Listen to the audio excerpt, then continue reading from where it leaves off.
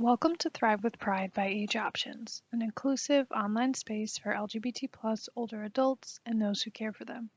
This is a recording of a live event held on Zoom, which included a Q&A segment that was not recorded. This month, we welcomed Karari Olvera and Jes Favers du Shine from Praxis Group for a guided discussion in a non-judgmental space as they explored the expansiveness of gender through national data and their own experiences navigating the world as trans and gender nonconforming people. Please see the video description below for a PDF of their slides and other helpful resources. We've got two amazing individuals with us today. I'll start first with Karari Olvera. Karari is the non-binary trans femme firstborn of Mexican immigrant parents. As a writer, activist, and public speaker, her art and work has focused on the uplifting of voices living in the intersections of gender, race, ethnicity, through storytelling and workshop facilitation. Karari currently serves as co-chair of United Latinx Pride and central co-director of the National Board of the Trans Latina Coalition. You can catch her in real life in Chicago dropping trans truth at the Dogery, a live streamed news show disseminating radical perspectives on culture and politics. And next up, we have Jes Favers du Shine. Jes is a white, queer, and non-binary abolitionist raised and based in Chicago, the traditional homelands of the Council of the Three Fires. They are the Director of Operations and Outreach at Praxis, whose anti-oppressive mission is to redefine group and organizational cultures so that people feel empowered to bring their full selves to the table. As an advocate for racial, social, and economic justice issues, their previous roles included supporting campaigns for fair and affordable housing, living wage, comprehensive immigration reform, and trans-inclusive school policies. Jes's current work prioritizes building towards their dream of a world without police, prisons, or systems focused on punishment.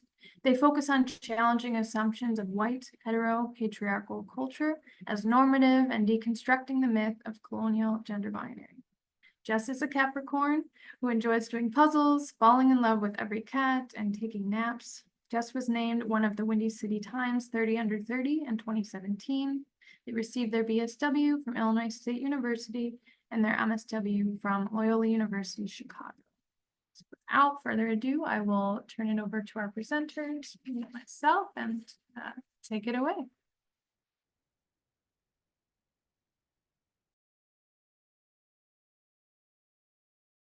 All right. Well, thank you everybody so much for being here. So we will be talking about the expansiveness of gender. And I know it sounds a little intimidating, but we trust us. We're going to try to get through the material as clearly and concisely as possible. If you do have questions, we will be taking Q&A at the end. But if you want to have like a little parking lot, you can always type it in the chat. We'll, at the end of it, we'll look through the chat to make sure if there's any questions. That way you can let go and not have to memorize every question that comes up. You can just type it in the chat. My name is Karari. My pronouns are she, her, and they, them. And my colleague is Jes, who uses they, them pronouns exclusively. And how that looks like, it's the same way that you would conjugate it any other way. So it'd be something like, I went to a workshop today, or went to a presentation today. One of the facilitators was Jes. They were very knowledgeable and they helped me understand the material. Very straightforward. We want you to live your best life. So if you want to be on camera, please do so. Also, we want to take a moment to apologize to anybody here who's present who may be also trans or gender expansive, and therefore the material that we are presenting today might not be new. And so we do encourage folks, if you would like to share, to take advantage of the chat and share any part of your experience that you would like to share. Did I miss anything, Jes? Nope, I think you hit it all. Thank you so much, and so excited to meet you all and your pets. Shout out to Beautiful in that picture of Deborah that prompted me to ask for that. We open every conversation and workshop we have with this concept of cultural humility to set the foundation for the conversation. And so when I think of cultural humility personally, I think about it in comparison to cultural competency. For me, cultural competency insinuates that like there's some sort of endpoint of I learned about this group of people, I learned about this topic or this population, check the box, done, moving on. Whereas cultural humility is acknowledging that this is a lifelong process. We're always learning. That's why Karari and I really try to avoid words like expert and expertise, because we're also learning every day. This concept was coined by two Black women in the late 90s, and they're both still alive doing this work today. So in other words, no one is going to leave here an expert on this conversation. What our goal for this time together is to give you some tools that you can use in your work or in your life, and help you be able to ask the right questions, and give you a chance to ask the questions that you can't ask anywhere else because they would be inappropriate or rude other places. You can ask them to us at the end when we're done recording. We are here for that learning space. And so we'll start with a pronoun overview, and then Karari's going to take us through some statistics and historical context. We'll spend the good chunk of our talking time on terminology, and there's a resource folder and some links on our website you'll be given in the chat as well, and at the end. And then the end of our conversation will be some quick tips, especially around language that signals that you're welcoming. And then we'll stop recording. Karari will do a quick thing about group agreements before we get into the Q&A. And like she said, feel free to use the chat as we're going, and we'll come back to that at the end as well. And so starting with pronouns, why do we share our pronouns is how we planned to open this. And we got a question in your registration specifically asking, why are pronouns so important to the younger generation? And so my very quick answer to this about the younger generation is that I think pronouns have been important for a really long time. We're just seeing it now more mainstream, a mainstream conversation that has been normalized. But especially for the folks who you work with who are from older generations, getting called the wrong pronoun has always been a thing. It just wasn't as socially acceptable to talk about it. And so it's not that it's more important now, it's that for me, it's more okay to talk about. Sorry, I'm wondering if you had any other thoughts about this question. No, yeah, I think, like you said, Jes, misgendering has always been a thing that LGBT people have been subjected to, because of, either our gender expression, our sexuality, the various ways that we present ourselves have historically existed outside of the rigidity of like cis heteronormativity, and therefore people have often used or weaponized pronouns against us. And so it's a thing that's always happened, but like Jes says, now we're finally having the words to explain what is happening. So now we have terms like misgendering to explain when someone uses the wrong pronoun for you, that what's actually happening. And so really what we're seeing is people have developed more language to be able to talk about our experiences more concretely or more specifically. Yes, and so think about, I want you all to think for like 10 seconds, some reasons you can think why we would share our pronouns. And I'm going to define cis heteronormativity because we've used it a couple times already. It's the assumption that everyone is cisgender, so not transgender, and that everybody is straight. That's the hetero. So cis heteronormativity, this assumption or this like value given to if you're cisgender and heterosexual, you're better. It's like a supremacy sort of thing. So we're fighting against that cis heteronormativity. Why we share pronouns. There are so many reasons. The first one we have here is that lesbian, gay, bisexual, transgender, queer, two-spirit, intersex, asexual, and anyone else under the umbrella, people will feel welcome. It's such a simple way, whether it's in your verbal introduction or in your Zoom name or your email signature, for I know I definitely notice that and feel not only more welcome, but safer to be who I am, to be authentic. And it opens up the opportunity for people to share so that it's not always the trans or gender non-conforming person who has to be the first one to do it. So we have TGNC here, transgender, non-conforming. We'll get into those words very shortly. But if I were to walk into your office, for those of you who are professionals, and I'm meeting you for the first time, I'm not necessarily going to be like, hey, I'm Jes, my pronouns are they, them. But if you're like, hey, I am Mark, my pronouns are he, him, I'm going to be like, oh my God, so nice to meet you, Mark. My name is Jes, and my pronouns are they, them. So when you do it first, that's showing me that it's okay for me to do it as well. And also that you're not going to be caught off guard or confused, or that I'm going to have to explain myself if you're the one who's doing it first. And it also really helps create sustainable relationships. On this one, we think of, there was someone we had in a workshop. He had worked at the same place for like over 20 years. It was a nonprofit, and he never told anybody that he was gay. And it finally came out, and thinking about it came out because he was on a trip out of town with a coworker for a work thing. And he started talking about his spouse. And so all of the Monday conversations, or the Friday, like, what are you doing this weekend? What did you do this weekend? All the things that people just like naturally talk about. He had put so much energy into hiding part of himself. And so the relationship just wasn't as sustainable or authentic. And I think there's so many reasons why that can be beneficial in workplaces and in life in general. The other couple benefits we have on here for sharing pronouns, especially in introductions, is it stops us from making assumptions about other people. And so I think a lot of us the main goal we hear from people is, I just don't want to offend anyone. I don't want to hurt anyone's feelings.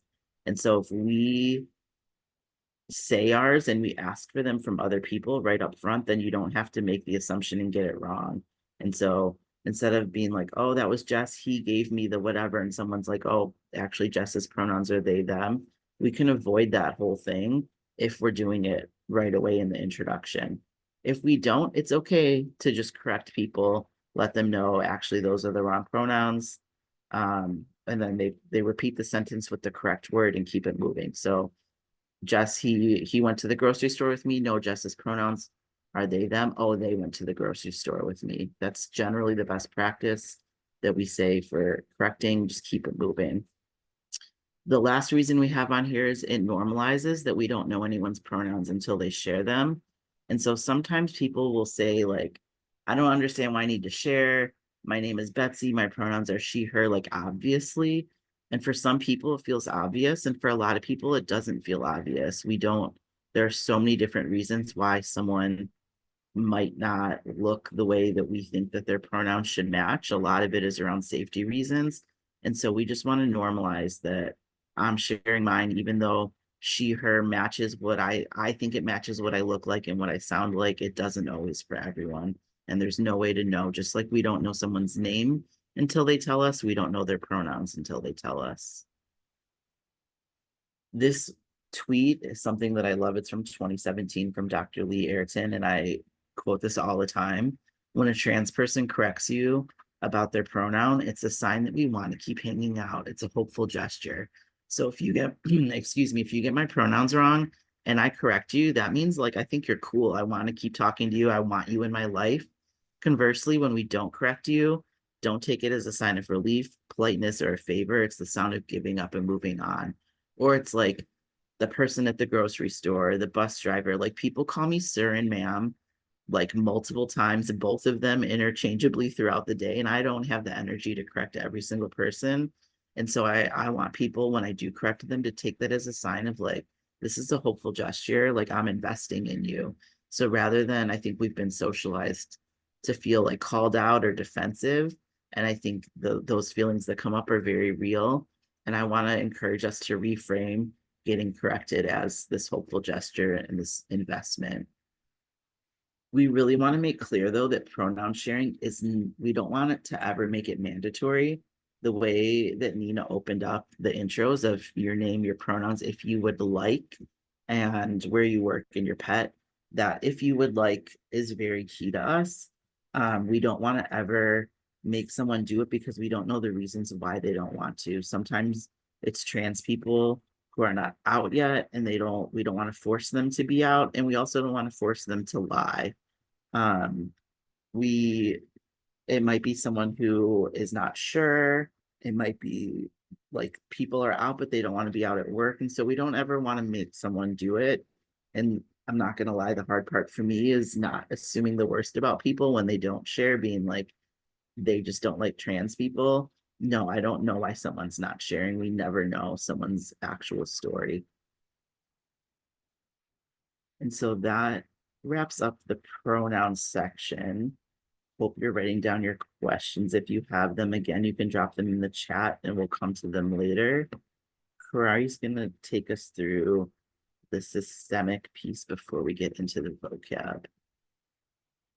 And so oftentimes we get these questions of like, why is it so important to learn about like this? Why do I have to learn it? But really, this is just a small portion of like, this is just an example of why it is important and why you are creating a safer space for trans people is actually transformative. And so we share these. It's the saddest slide that we have. It feels sometimes gross to share the worst parts of it because we feel like we're just like promoting the saddest parts, but really it's about acknowledging the lived experience of trans people and gender nonconforming people. So nearly 1/3 of trans and gender nonconforming people have experienced homelessness at least one time in their lifetime. And 31% of people have experienced at least one type of mistreatment in a place of public accommodation in the last year. So for instance, a place of public accommodation would be something like the DNV, the CTA platform, a grocery store, a public restroom. All these are places that we are supposed to be able to access freely with no discrimination, with no violence, and yet at least 31% of people have experienced at least some type of mistreatment. Also, prior to the summer of 2020, there were 26 states where people could be fired for being LGBTQ. So despite the fact that we have marriage equality, at least currently, across the country, there was still places before the summer of 2020 where somebody could post their wedding picture and the following day have their job terminated because of their identity. But in talking about like the idea that love is love, right? During Pride, we often are sharing like, oh, love is love wins. But sometimes love isn't everything. As a matter of fact, over half of trans people, 54% particularly, have experienced some form of intimate partner violence. And so that is in comparison to 1 out of 4, I'm sorry, I don't know the stats right off my head, so I'm not going to say them. However, these are definitely much larger than cis people or non-trans people. And this all leads to the fact that 41% of trans people have attempted suicide in their lifetime, nearly 9 times the attempted suicide rate of the US population. And for many of you, you may think, well, I don't really know anybody, I don't know any trans people. I myself am actually a survivor of suicide. And so I am one of those 41%. And oftentimes the narrative is that, oh, this sounds like a terrible experience. Like, well, of course, the people are sad. Being trans must be so depressing, must be so difficult, must be so hard. But the truth is, if I could be born again, let's say if I were to die and I go, to the afterlife and, God decides, hey, you want to come back? I would 100% choose to be trans again, because trans is actually one of the parts that I feel is most beautiful about myself. It has given me a very specific worldview that I love and I treasure. So it's not the transness that's the issue. It's actually how we are treated for being trans. So really what this informs us, this is transphobic systems communicate, is that how people treat us leads to the high suicide rates. So when you create spaces where people feel welcome, then people feel like they can be their true selves and they can actually feel better about themselves. Additionally, before we move on, I also want to explain that these numbers are based on the community as a whole. Different communities have different experiences. And so oftentimes intersecting identities, meaning they have additional identities that are marginalized, impact how people experience the world. So for instance, trans people are twice more likely to be unemployed in the US than non-trans or cis people. However, Black trans women who have the intersections of being Black, trans, and a woman are 6 times more likely. And so in addition to what these statistics are, you can imagine that for different people with different intersections or different additional marginalized identities, their experiences might also be worse than just these numbers alone. Did I miss anything, Jess? No. And so I think what a lot of people had questions about was the vocabulary. So before we get into these, a couple disclaimers. Words change all the time. Especially the internet has all of these great words coming out. I love it. People finding more specific words to feel that they describe who they actually are.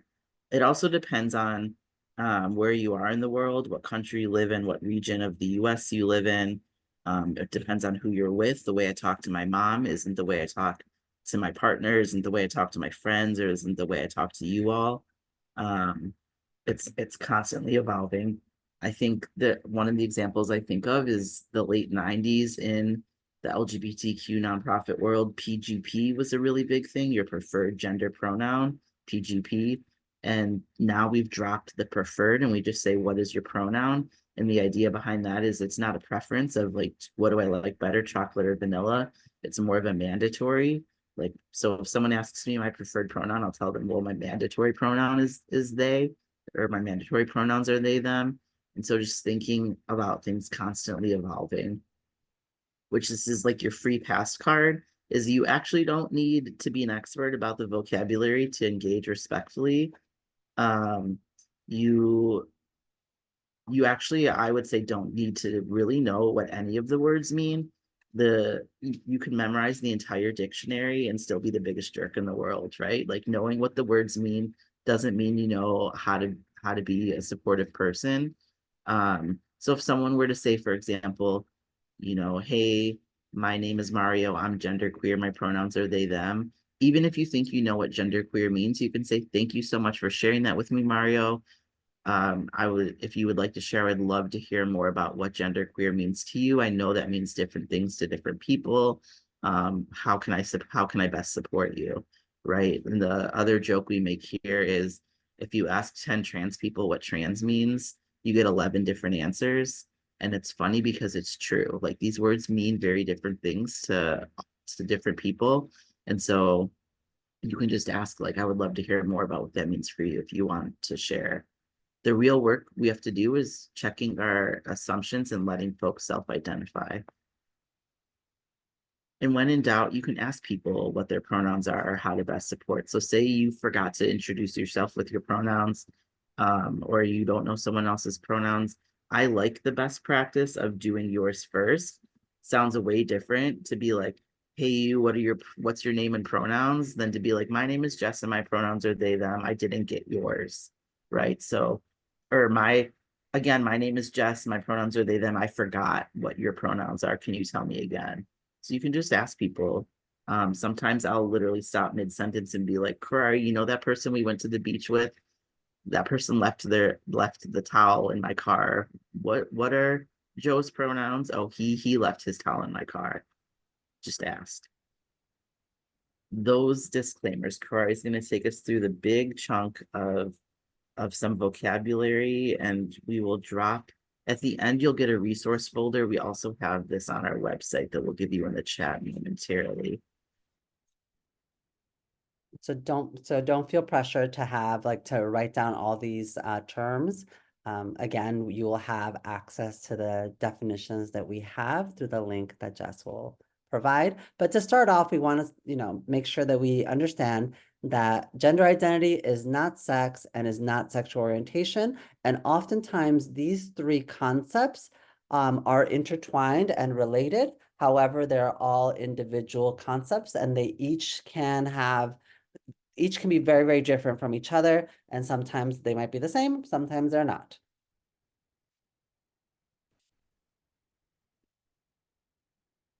All right, so we're going to start off with gender. And so gender are the various traits, characteristics, and roles that a culture associates with or assigns to sex. Our gender is our internal sense of who we are. And I do want to bring a particular emphasis to the idea that a culture associates, because actually, when we think about gender, it is not universal across all cultures. And so many cultures across the world have had systems of gender that include 2 genders, 3 genders, 4 genders, up to 6 genders. And so when we're talking about the roles and characteristics of gender, they are very much associated with the culture that we are living in. So oftentimes when we see someone, for instance, with long hair, we assume femininity with it, but that person might be indigenous to North America, or what is now North America, and to them, having long hair is actually something that is a cultural tradition or of cultural value that has nothing to do with gender. Now, sex, on the other hand, is a categorization of bodies based on internal and external genitalia and other features, including our chromosomal makeup and our hormone levels. Our sex is assigned to us as either male, intersex, or female at birth. Now, we're not going to talk too much about intersex people, but intersex people are as common as natural redheads. So if you've seen a natural redhead, chances are you've also known an intersex person. There is an organizer in Chicago by the name of Pigeon Pagonis who works with or did a lot of organizing work against Lurie's hospital, who would do surgeries on intersex babies, essentially to push so that babies can just be themselves and then choose for themselves if they wish to have any surgical intervention in the future. So if you want to know more about intersex folks, you can definitely Google Pigeon Pagonis. They have like YouTube videos about intersex people and also often share on their social media about intersex folks. The last terminology on this page is our sexuality, sexual orientation, and this is who a person is or is not romantically, emotionally, and or physically attracted to. We do have a quote by Kate Borstein that helps us remember the differences between these two. And so we say gender is who you go to bed as, and your sexual orientation is who you go to bed with. I just want to add real quickly, let me go back. We often hear people say the difference between gender and sex is this is like social, this is society, and this is biological. And there is a sort of truth to that, but we really try to avoid that because sex isn't often doctors aren't actually looking at all these things, right? Like it's a quick glance between a baby's legs and determining what they think they see. And based on that quick glance between a baby's legs, a baby gets an F or an M on their birth certificate, very rarely the I for intersex. And so it's not as biological as we're made to believe. There's also social constructs to that as well. So we got, is the category in the registration, is the category transgender limited to people who have undergone anatomical changes to their body? The short answer is no, and Karari's going to tell us why. So as the definition, right, we said, so we'll start with that definition for transgender, right? That's what we've been talking about today. So let's do it there. So transgender is a person who's, it's an adjective for a person whose sex, gender identity, or gender expression differs from the one that was assigned to them at birth. And there's no right way to be trans. And some trans people may or may not take steps to transition medically or surgically. That said, just because it's not necessary to be trans to pursue medical or surgical transition does not mean that the medical treatment that we receive is not actually medically necessary. It is absolutely medically necessary for the people who choose to undergo a medical transition. However, to be a trans person, the only thing that has to be is that you have to have a gender identity or a sex or gender expression that differs from that was assigned to you at birth. That is it. Hormones, surgeries, pronouns, all those things are secondary. The route to be trans would be someone whose sex, gender identity, or gender expression differs from what was assigned to them at birth. Now, Changes, sorry, I want to add there, people ask about it medically, but when I think of transitioning, I think there's medically, you can take hormones, you can have surgery, there's socially, you can socially tell someone or socially be out of I'm not cisgender. And then there's also legally of legally changing your name, legally changing the male or female or intersex gender marker on your ID. And so the transition, there's lots of different categories. And I think there's a lot of emphasis on surgery, and that's not the end all be all at all. Thank you, Jess. And so we'll talk now, we're going to introduce this concept of cisgender. And so this might be a new term for some of y'all, but cisgender is an adjective for a person whose gender identity and gender expression aligns with the sex that were assigned at birth. And so, and it comes from, like Jess says in the chat, cis is the Latin root meaning on the same side of, and then trans is on the other side of. And so how do we use cisgender? It's very, very easy. So we have, for instance, if you were assigned female at birth or AFAB, like often shortened in text, and today your gender is a woman, then you would be a cisgender woman. On the other hand, if you were assigned male at birth or AMAB or AMAB, and today your gender is a man, you are a cisgender man. So it's simply adding the term cisgender. And so why do we think it's important to have a word like cisgender? How is it powerful to have this in our vocabulary? Well, it makes sure that we don't default cis people as normal, right? We don't say that those are normal people. It also avoids making trans people the other. And in the same way that we don't say normal people and gay people, we don't say normal people and trans people, right? So again, it allows us to normalize. And cisgender isn't an identity. I would even argue that transgender isn't particularly an identity. My gender identity as a trans woman is of womanhood.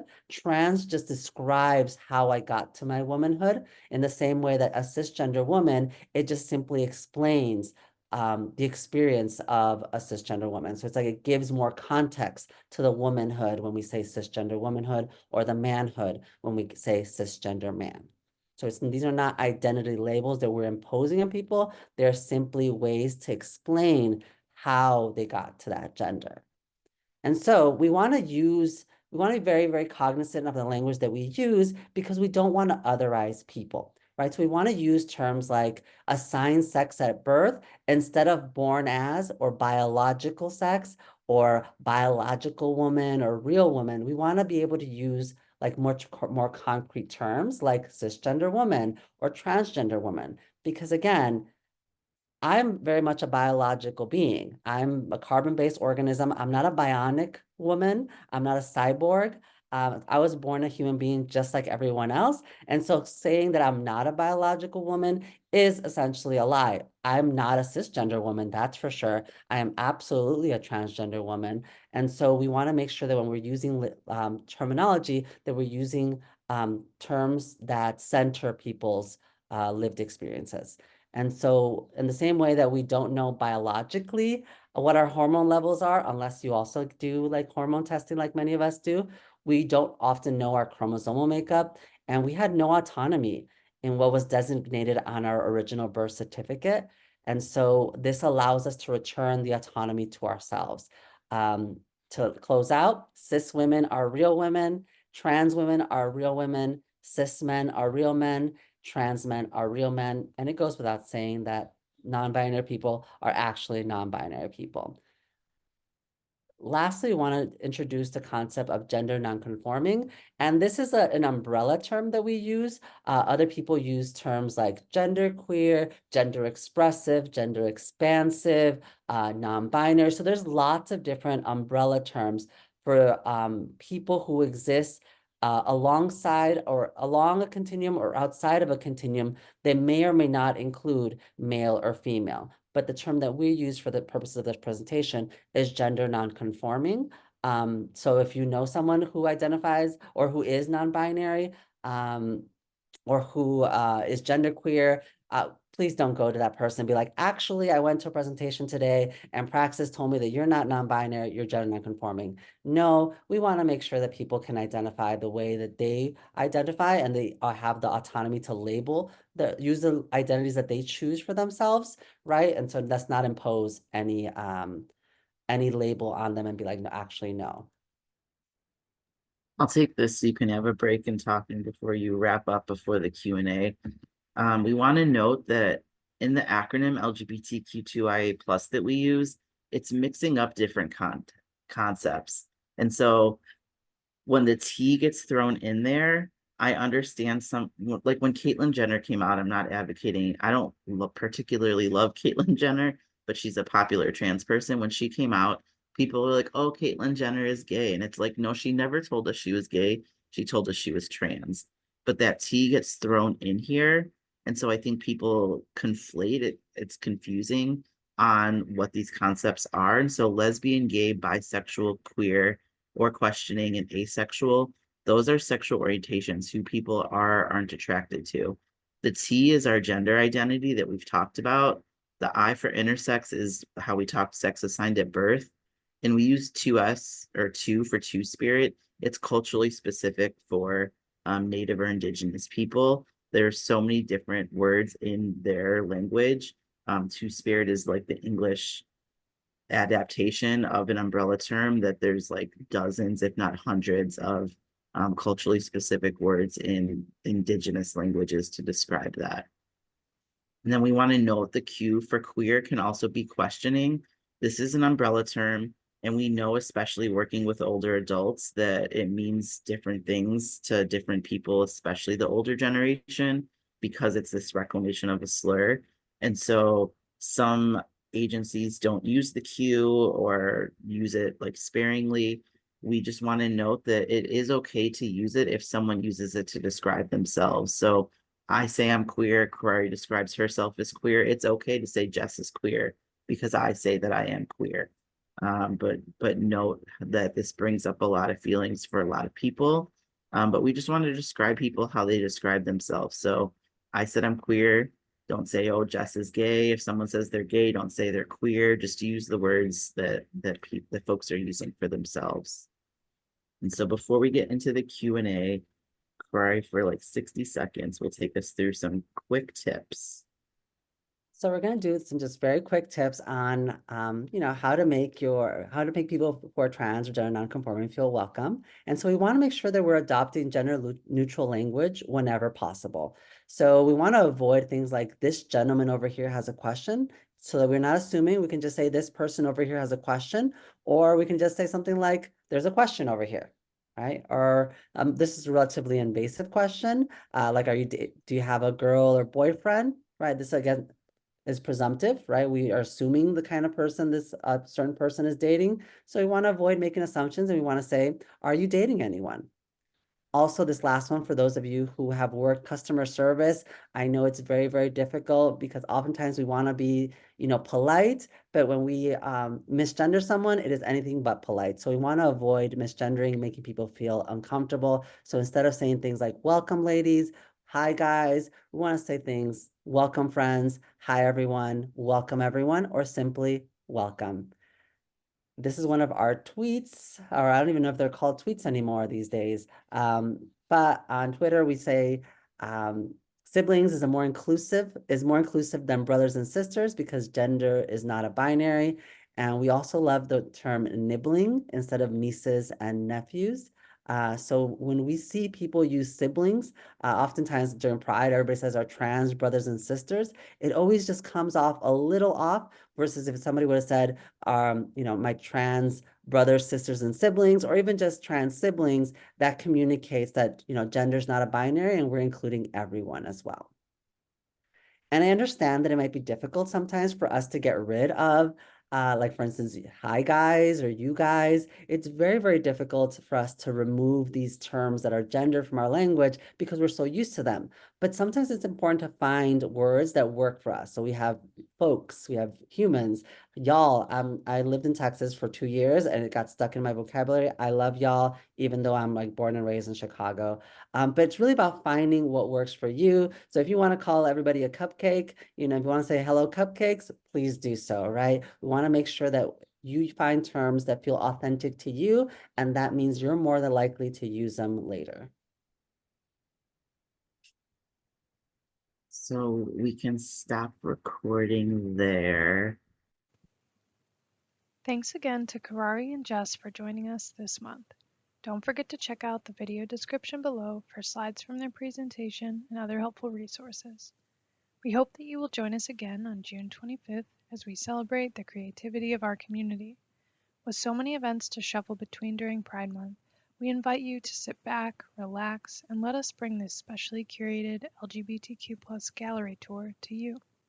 Our virtual tour guide, Molly Fulop, is a longtime participant and research assistant for the Chicago-based LGBTQ+ Intergenerational Dialogue Project, and a doctoral student specializing in LGBTQ+ art education at UIC.